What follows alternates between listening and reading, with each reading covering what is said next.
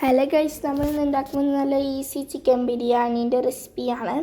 First നമ്മൾ കഴുകിയ ചിക്കനിലേക്ക് മുളക് പൊടി, മഞ്ഞൾപ്പൊടി, സോൾട്ട്, ജിഞ്ചർ ഗാർലിക് പേസ്റ്റ്, കുറച്ച് കോക്കനട്ട് ഓയിലും കൂടി ചെയ്ത് നമുക്ക് നന്നായി മിക്സ് ചെയ്യാം.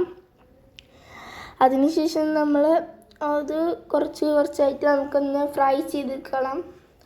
അതിനുശേഷം ഒരു ബിഗ് ഒനിയൻ എടുത്ത് നന്നായി സ്ലൈസ് കട്ട് ചെയ്ത് മാറ്റി വെക്കണം.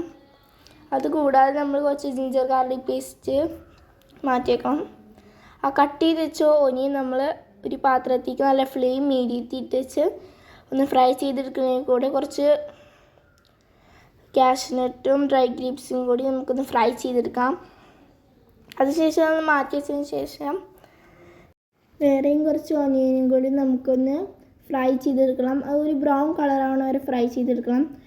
നമ്മൾ മുന്നേ മാറ്റി വെച്ച ജിഞ്ചർ ഗാർലിക് പേസ്റ്റും ചേർത്ത് കൊടുക്കണം. അതിൻ്റെ കൂടെ ടൊമാറ്റോയും ചേർത്തെടുത്ത് നന്നായി നമുക്കൊന്ന് മിക്സ് ചെയ്യണം. അങ്ങനെ മിക്സ് ചെയ്ത് കഴിയുമ്പോൾ നമുക്ക് കുറച്ച് സ്പൈസസ് കൂടി കൊണ്ട് ചേർത്തെടുക്കാം. സ്പൈസസ് എല്ലാവിധ സ്പൈസസും പിന്നെ നമ്മൾ കുറച്ച് സോൾട്ട്, കുറച്ച് ചില്ലി പൗഡർ, കുറച്ച് മഞ്ഞൾപ്പൊടിയും കൂടിയൊക്കെ ചേർത്ത് നമുക്കൊന്ന് നന്നായി മിക്സ് ചെയ്യാം. പിന്നെ കുറച്ച് മല്ലിപ്പൊടിയും കൂടി ചേർത്ത് നമുക്കൊന്ന് നന്നായി മിക്സ് ചെയ്യണം. അത് മിക്സ് ചെയ്ത് കഴിയുമ്പോൾ കുറച്ച് മല്ലിച്ചപ്പും തൈരും കൂടി ചേർത്തിട്ട് നമുക്ക് വീണ്ടും മിക്സ് ചെയ്യാം. അതിലേക്ക് നമ്മൾ നേരത്തെ ഫ്രൈ ചെയ്ത് വെച്ച ചിക്കനും കൂടി ഇട്ടിട്ട് നമുക്ക് നന്നായി ഒന്ന് മിക്സ് ചെയ്യാം കേട്ടോ. അങ്ങനെ കുറച്ച് നേരം നന്നായിട്ട് മിക്സ് ചെയ്തതിന് ശേഷം നമ്മൾ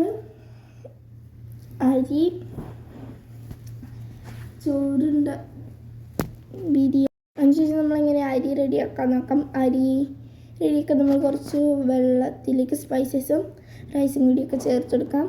അതിനുശേഷം നമ്മൾ ചിക്കനിലേക്ക് റെഡിയായ റൈസൊന്ന് ചേർത്തെടുക്കണം. ഇനി നമുക്ക് അതിലുള്ള എല്ലാ റൈസും നമുക്കൊന്ന് ചേർത്തെടുക്കണം. 4 കിലോ അരിക്ക് 4.5 കിലോ ചിക്കനാണ് കണക്ക്. നമ്മളെല്ലാം ചേർത്ത് കൊടുത്തതിന് ശേഷം കുറച്ച് മല്ലിയയും നമ്മൾ നേരത്തെ ഫ്രൈ ചെയ്ത് വെച്ച ഓനിയനും ഡ്രൈ ഗ്രേപ്സൊക്കെ ചേർത്തെടുത്ത് നമുക്ക് നന്നായി ഡെക്കറേറ്റ് ചെയ്ത് കൊടുക്കണം. അപ്പോൾ ഇത്രയും ചെയ്തപ്പോൾ നമ്മളുടെ ബിരിയാണി റെഡിയായി.